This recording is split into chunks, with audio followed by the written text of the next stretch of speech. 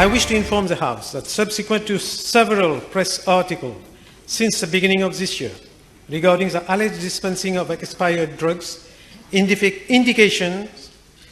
investigations were carried out by an independent team of my ministry in March 2018. With regard to Part A of the question, the team submitted a report together with recommendations. Following the investigation, and as per record, there is no evidence that the drug emanated from the health institution concerned. Madam Speaker, with regard to Part B of the question, subsequent to the investigation, an implementation plan of the recommendation with different time frame, immediate, short-term, long-term, and order of priority has been worked out. Some of the recommendations are, namely, a computerized system of stock management, proper infrastructure for storage of drugs, labeling, dispensing, standard operating procedures, increase in manpower, and education sensitization of the public in the use of drugs at homes. Furthermore, regular visits are conducted on a monthly basis by the pharmacy staff to medical clinic, area health centers, and hospitals to monitor stock and expired dates of drugs.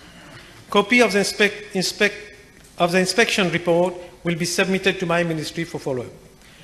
I would also like to inform the House that well before the alleged dispensing of expired drugs, a survey on expired drugs was carried out by my ministry in September 2017. Subsequently, arrangements were made with the Solid Waste Division of the Ministry of Social Security and National Solidarity and Environment and Sustainable Development to dispose all the stock of expired medication at Mexico's landfill. Yes, Madam Speaker. Regarding the outcome of his inquiry, did I hear well that the Honourable Minister mentioned that the medicines were not from the hospital? Did the inquiry give that as the reason? They mentioned that medicine that was brought was in the paper or something like that. It was not from that particular batch. That was the report I've got. But because there was not only one case, to my information, there were several cases. Madam Speaker, the management of the stock management of medicines has been criticized several years back by the Director of Audit. So my question to the Honourable Minister, since we are spending billions every year, you yourself have been Minister of Health, you should know that very well. Billions has been spent in drugs and medicine. Is it not high time to create this as urgent so that we have a modern, computerized stock management system? This is done in private clinics. Why can't it be done in public hospitals? Madam Speaker, I completely agree with the Honourable Member. And last week, I know the drugs are being kept at different places. Last week, I personally went to look. Actually, before that, we sent tender out to look for a space to keep our drug properly.